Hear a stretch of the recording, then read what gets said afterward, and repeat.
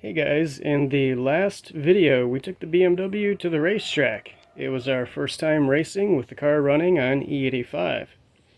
The good news is we made a new personal best.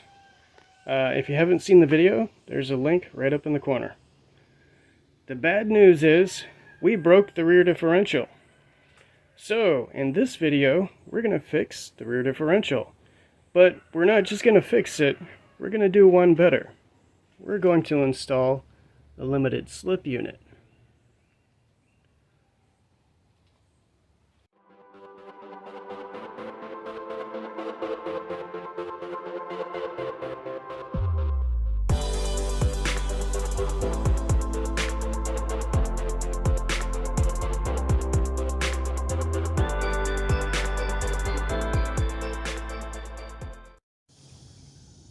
Oh, hey there. You're getting a good look at my rear end, huh? Looks nice, doesn't it? Maybe I should wash it. Okay, so last time I went to the drag strip, we had some traction issues. The car had some massive wheel spin on one run, and unfortunately the rear differential left the chat. Thankfully, I was able to nurse it home, although just barely. For those of you who want to geek out on the technical details, the car seems okay if you drive in a straight line, but anytime the car takes a turn, whether it be right or left, the rear differential starts making unhappy noises. So I think it may be something in the spider gears. In any case, I still have my old rear differential. That's this one. This is the original one that came in the car. This is a 3.38 ratio, whereas the one I have installed in the car now is a 3.64. It's a unit that I pulled from an X3, and I actually did the install in another video. I'll put a link up here. So anyway, yeah, I'm going to reinstall this guy, but I'm going to take this opportunity to do an upgrade. As you can see, we have a MFactory limited slip center unit. We're going to put this guy in there. Now, just to be clear, this is not sponsored. I paid full price for this. Okay, so enough of the talking. This guy needs to go in there, obviously, and also the other differential needs to come out. Actually, let's check on this differential and see what the carnage looks like. That ought to be fun. Okay, so I'm sure most of you know how to remove the rear differential. Or if you don't, you can watch other videos on it, because I don't want to make this video too long. But just the Cliff Notes version, you first have to remove the exhaust. Then you have to remove that heat shield on top of the exhaust. Then you disconnect the drive shaft from the differential. Then you disconnect the axles from both sides. And then you might also have to remove the sway bar. And then the rear differential comes out. But before we do that, I want to pull the drain plug and see what comes out. Now, when I installed it, I put a fresh bottle of Mobil 1 synthetic gear oil in it. So the fluid that comes out should be nice and clean. Let's see what happens. Ew, that is really dark. I did not expect that.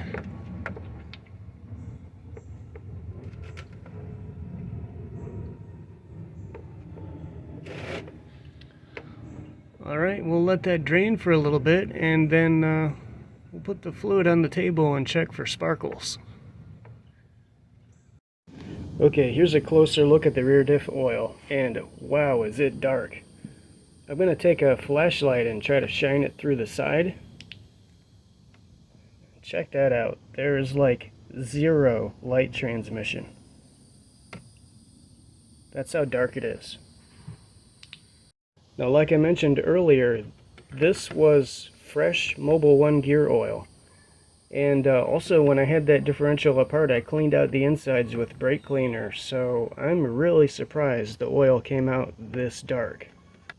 So I think what I'm going to do next is I'm going to pour out most of this oil, and we're going to see if there's any sparkly stuff in the bottom.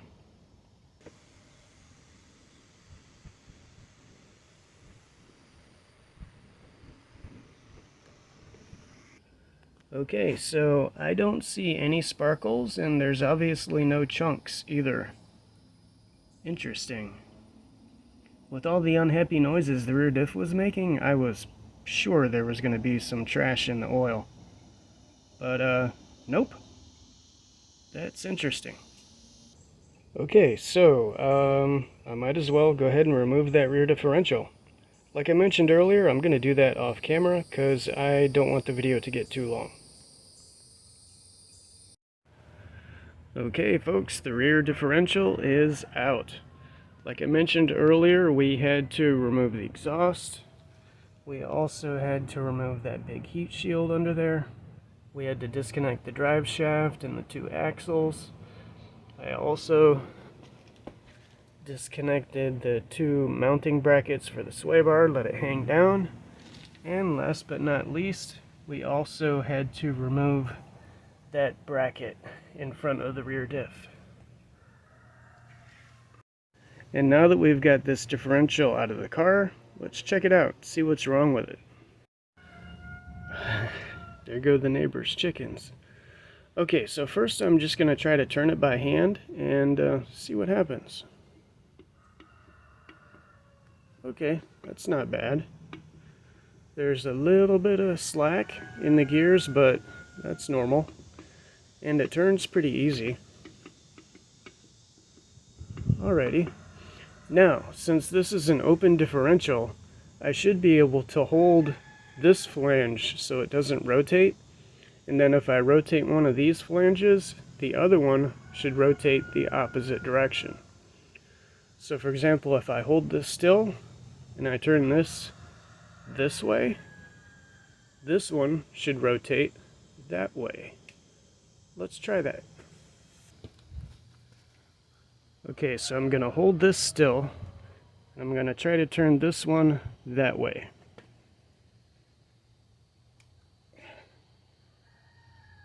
Holy crap.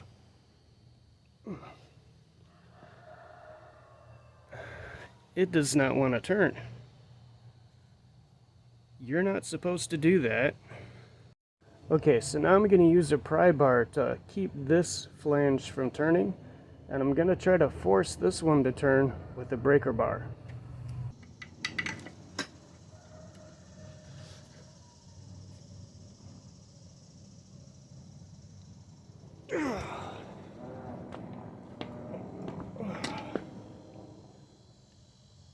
Holy crap.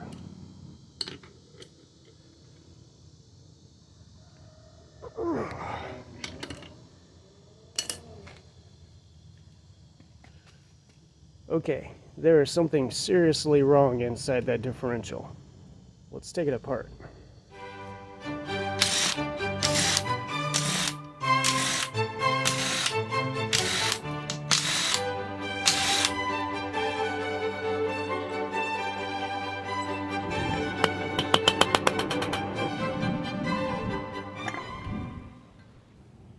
Okay, so I took a look at this off camera for a moment and I think I found something. If you look right here, you see that little shiny bit right there? Right there. Now, these small spider gears, this one and that one there, I think these are the gears that don't want to turn. So I'm wondering if these gears tried to basically friction weld themselves to the center pin. That would explain why it's so difficult to turn it. Or I should say why it's so difficult to turn the two sides at different rates. In any case, we're not going to use this differential anyway. We're going to reuse the original one from the car. But with that said, the lack of carnage in here means that the ring and pinion in this are probably reusable. And of course the case as well. So yeah, I'll probably keep this on the shelf for future use, just in case. Oh, and of course I'm going to transfer the finned cover to my other differential. That kind of goes without saying. Okay guys, we skipped ahead a little bit. It's also a few days later in real life, because work schedule. I gotta pay for this stuff somehow, and I'm not pretty enough for OnlyFans. So anyway, This is our X3 rear differential. This is the one we just took out of the car. And I've already taken the parts that I want to use off it. We got our axle stubs here. We got our rear cover here. And the input flange I've already installed back onto the 3.38 differential. So the next task will be to remove the ring gear from this guy. Oh, and the bearings too. And transfer them over to this guy. Oh, also you'll see these marks on the bearing and the race and the snap ring.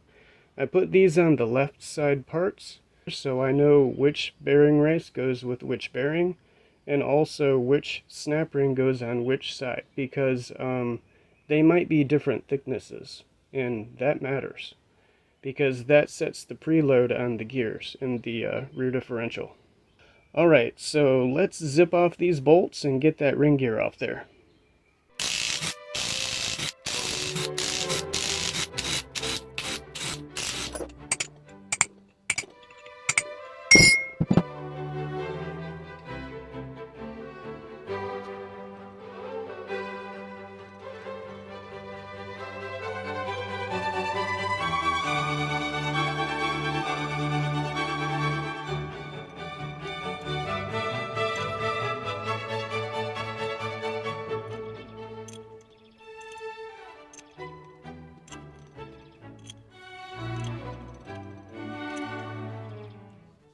Okay, so that was kind of finicky.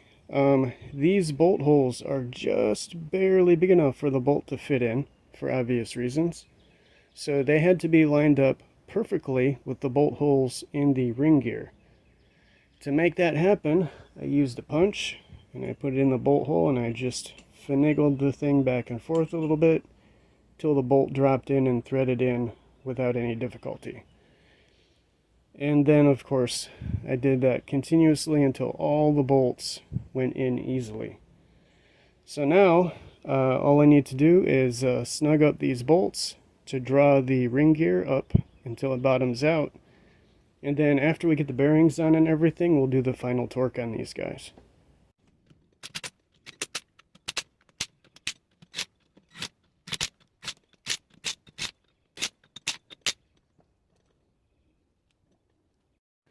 Okay, so remember when I talked about marking the bearings and the races and the snap ring to make sure they go on the correct side? Well, I'm also going to mark the LSD unit to make sure all this stuff goes on the correct side of the LSD unit.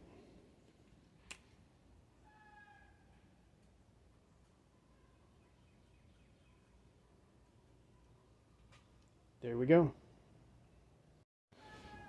Okay, so far so good. But the next step will be to remove the bearings off the old differential. And I got this generic bearing puller here, and I've got a hydraulic press, so hopefully that'll do the job. Okay, so looking at this a little bit closer, this is going to be a bit of a challenge. Okay, on this side, we have easy access to the back of the bearing to pull it off, but we've also got all this stuff in the way. So we're going to have to work around that.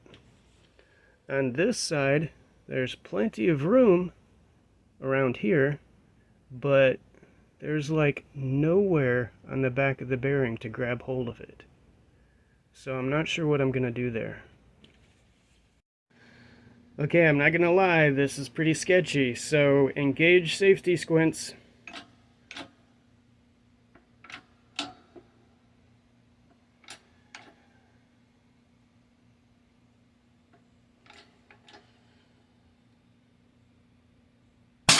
Oh. Oh crap, my heart skipped a beat.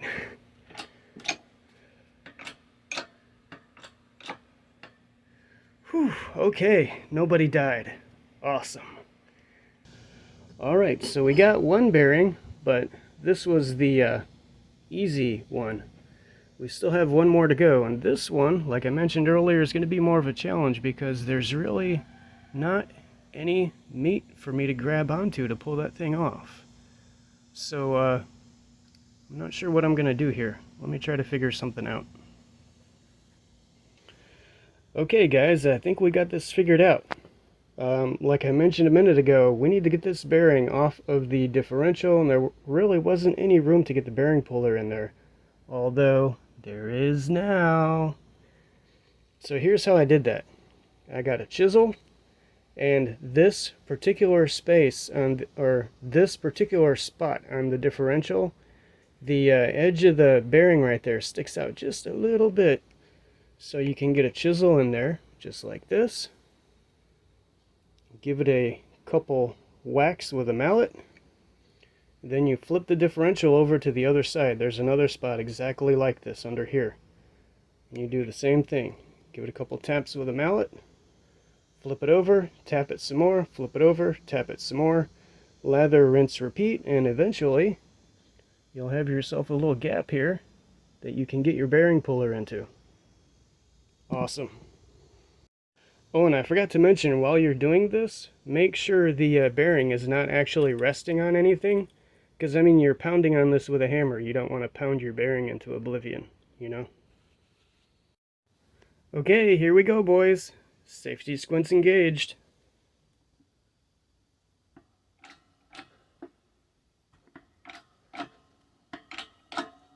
Ah, piece of cake. Yeah. Voila. Okay, folks, I got my bearings. Get it? Pressing the bearings onto this should be pretty straightforward. I believe you just press them on until they bottom out. And once again, the bearings with the Sharpie marker on them correspond with the place on the differential that has the Sharpie marker, and the bearing races and the snap ring as well. Okay, one important note about bearing installation is you want your installer tool to be just big enough to cover the inside lip of the bearing. You do not want it to cover the outside. Okay, because if you press on this and it's also pressing on the outside, it's going to crush it, and then it's going to ruin your bearing. You want your bearing to be able to easily turn, like so. Alright, here we go. Okay guys, we have our ring gear and our bearings installed on our new limited slip unit.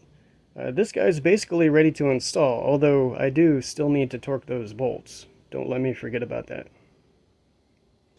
But unfortunately, I've run out of time for today, so we'll have to pick this up again tomorrow. The good news is, for you guys, it's going to be just a quick jump cut. Okay guys, it's been 3 days because work schedule. Where did we leave off? Anyway, I think this guy is ready to reinstall, but before we do that, I noticed when I disassembled this, there's a bunch of shmoo on the bearings and inside the casing and stuff. Probably because nobody ever changed the oil in the rear differential, so it just started to break down. Anyway, I want to clean all that stuff out before I put it back together. So, I guess we'll do a mini montage.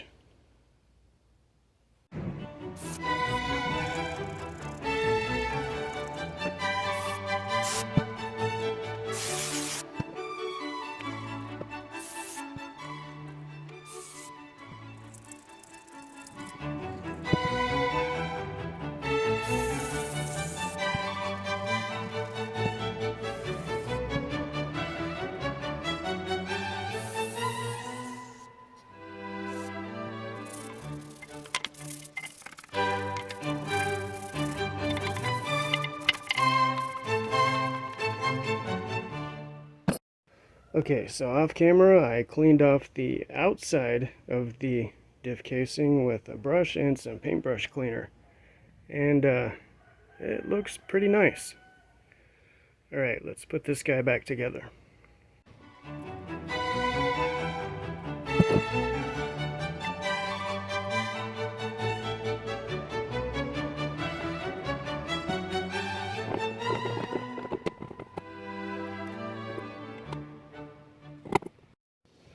Alright, this is turning out to be a bit of a challenge. First I tried installing both bearing races at the same time, but they both kept trying to pop back out. So now I'm doing them one at a time. I'm going to do one side, I'm going to get the snap ring installed, then I'll flip it over and I'll do the other one. By the way, when you install the bearing races, you need to get them far enough down to expose that groove right there the snap ring goes into. So obviously you can get the snap ring in there. Also, you're going to need some heavy duty snap ring pliers, because these guys are no joke.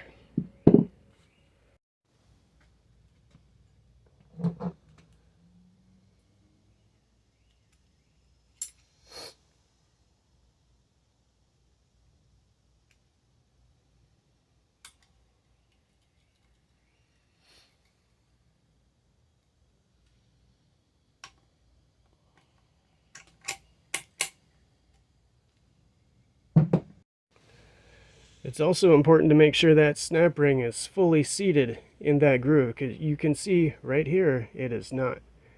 So we're going to give this guy just a little love tap and it should be good to go.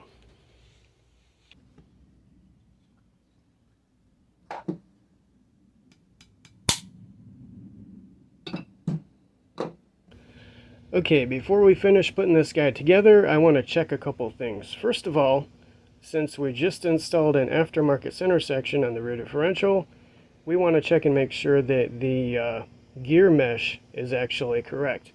And to do that, I'm going to use some marking compound and a paintbrush. We're going to paint a few of the teeth on this gear, and then we're going to spin this guy around and we're going to see what the witness marks on there look like. Okay folks, let's spin this guy around and see what happens.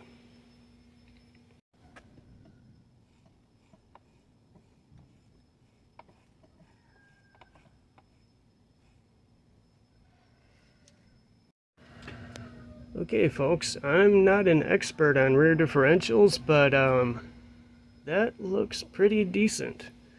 You can see that the witness mark is basically centered left to right, or inside to outside, however you want to think about it.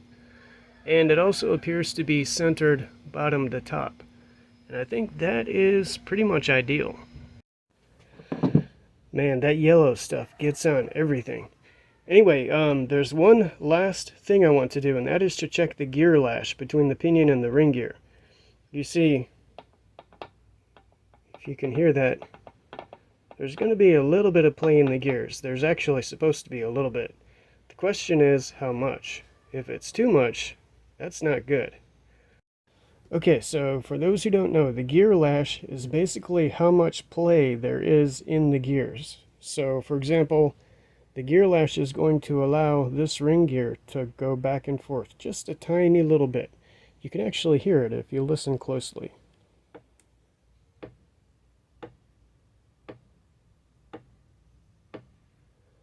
We're going to measure what that distance is, and if it's too great, that means this is too loose, and that's not good. Okay, so we got a dial indicator set up, and the pointer is just touching the tip of that gear tooth. So what's going to happen is, as I wiggle this thing back and forth, this dial indicator is going to show us how much this thing is wiggling back and forth. Now, I'm in the USA, so this is in freedom units. This is actually, each of these numbers is 10/1000ths of an inch. So of course, halfway between would be 5/1000ths, then 10, then another 5, then another 10, and so on. So let's take this guy and wiggle it back and forth and see what we get.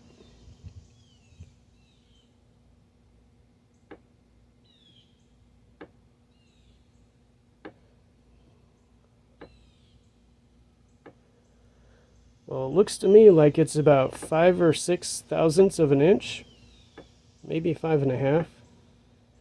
Now, I'm not sure what the gear lash on these is supposed to be. I was having a tough time finding it on Google. So if anybody knows what the gear lash on this is actually supposed to be, please let me know. But I'm going to assume for now that this is serviceable, and we're going to put this guy back together and slam it in the car.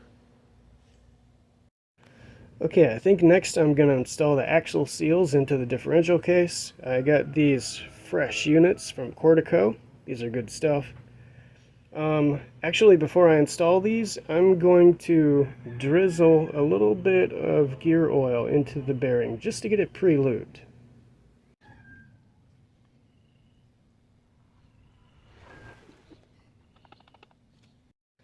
Okay, so to drive this bearing in, I don't have a piece of pipe or a tool that's large enough diameter for this.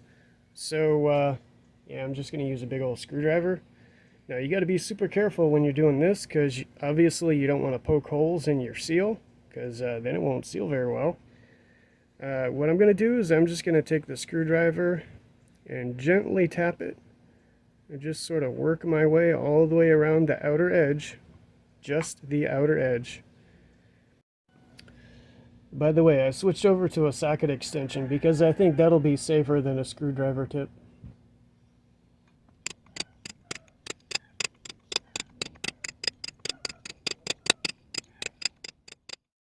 All right, one down, one to go. Also, I'm going to go ahead and install the axle stub. Before I do that, I'm going to put a little bit of oil inside the lip right here. And of course, I'm also going to put a little bit of oil on the axle stub itself.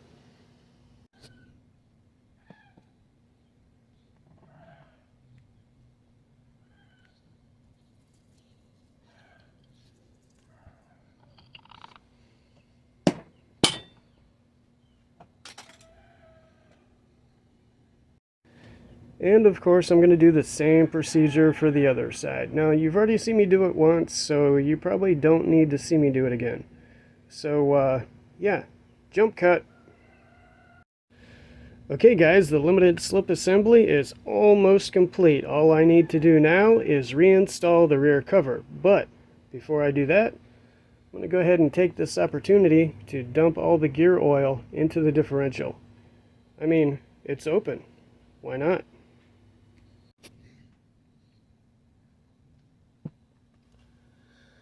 Hold on. Wait a minute. I just remembered something. I gotta torque those bolts. Okay guys, I just made a big mistake. I forgot to torque these bolts before putting this thing into the casing. Now, to do this correctly, I would have to disassemble the whole thing. Pull these axle stubs back out, pull the seals back out, which will destroy them, and then I'll have to replace them with more new ones. Torque this, put everything back together. I'm not gonna do that. And this is the part where I say, don't try this at home. Unfortunately, a torque wrench won't fit in there, so I'm just gonna have to guesstimate the torque. Speaking of which, I could not find a torque spec in the service manual for the ring gear on the differential. I did some digging around online, and I found a spec of 140 Newton meters with no thread locker, 120 with thread locker. The 140 with no thread locker roughly corresponds to 100 foot-pounds. So, yeah, that's what I gotta do by hand. I think I can do it, maybe? Cross your fingers. Okay, folks, I got a pry bar in there to keep that from turning when I torque the bolts. Let's do this.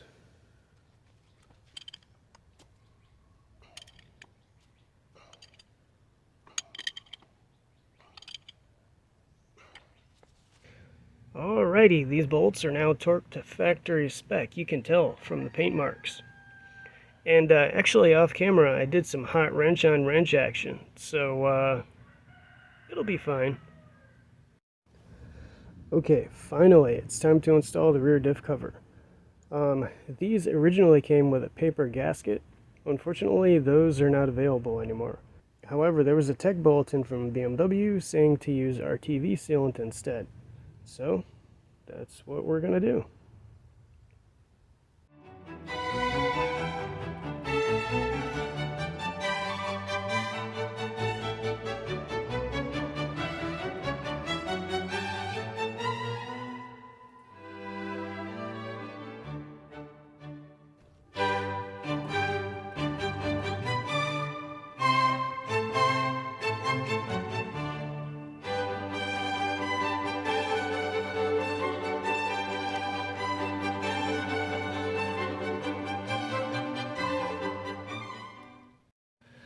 Okay guys, I'm going to tighten these bolts until the RTV sealant just barely starts to squeeze out.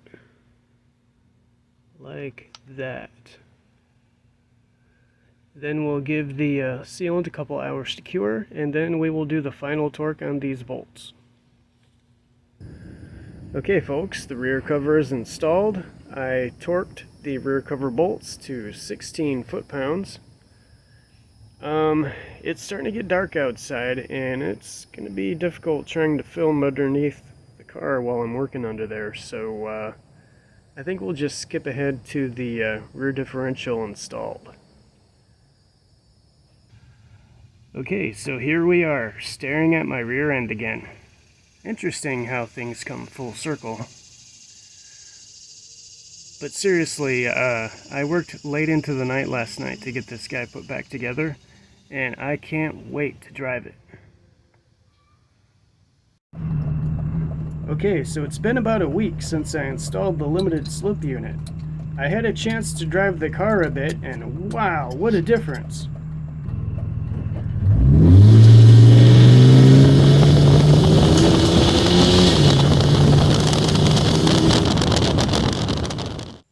Previously, I had to be careful not to give it too much throttle in a turn, or one of the wheels would spin.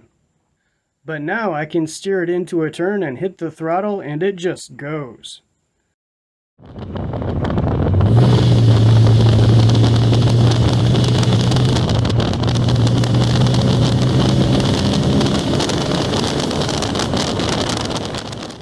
No more wheel spin. No more drama.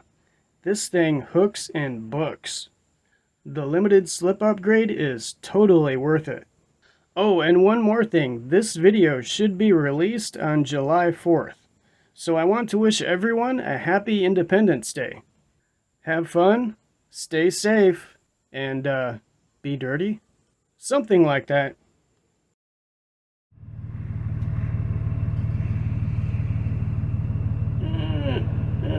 I can't reach.